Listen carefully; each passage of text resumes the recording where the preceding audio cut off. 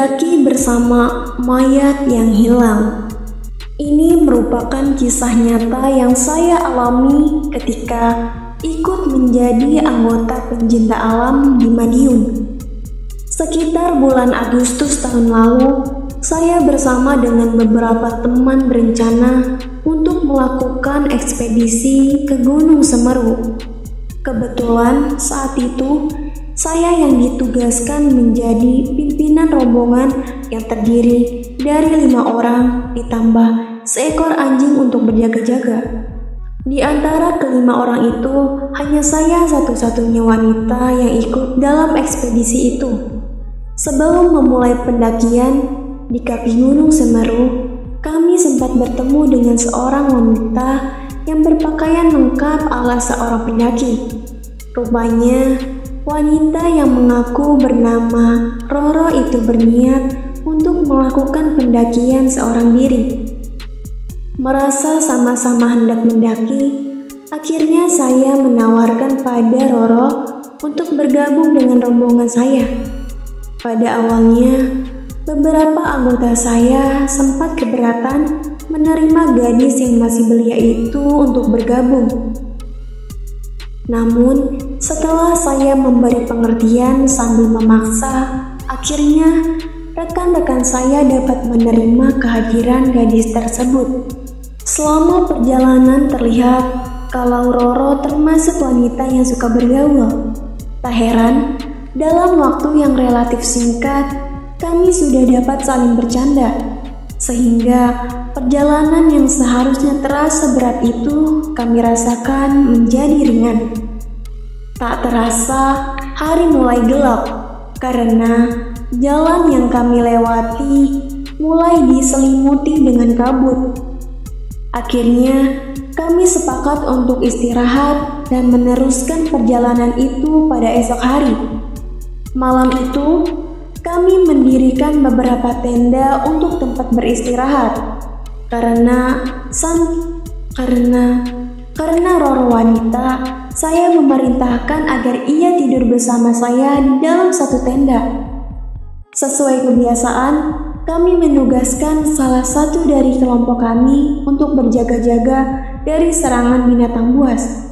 Kebetulan, saat itu yang mendapat tugas untuk menjaga adalah rekan saya, yang bernama Henry, dengan ditemani oleh seekor anjing. Saat kami sedang terlelap oleh dinginnya malam, Henry memanfaatkannya untuk melakukan sholat malam hari. Setelah selesai melaksanakan sholat, sekilas Henry melihat bayangan Roro saat keluar dari tenda. Merasa curiga, diam-diam Henry yang ditemani oleh seekor anjing berusaha membututi kemana Roro pergi. Rasa penasaran yang besar disertai perasaan khawatir akan keselamatan gadis itu membuat Henry terus mengikuti jejak Roro yang mulai ditutupi dengan kegelapan malam. Ketika tiba di suatu tempat, tiba-tiba bayangan Roro menghilang, disertai dengan kelakuan anjing kami yang mulai gelisah dan melolong terus-menerus. Merasa panik kehilangan Roro, Henry memutuskan membangunkan kami semua untuk sesegera mungkin melakukan pencarian. Tapi setelah sekian lama mencari, hasilnya tetap saja sia-sia. Apalagi kondisi cuaca makin bertambah dingin dan gelap. Karena kondisi alam sudah tak memungkinkan, akhirnya kami menunda pencarian dan akan melanjutkan esok hari. Keesokan harinya, kami kembali meneruskan pencarian. Dalam pencarian tersebut, saya membagi menjadi 2 kelompok.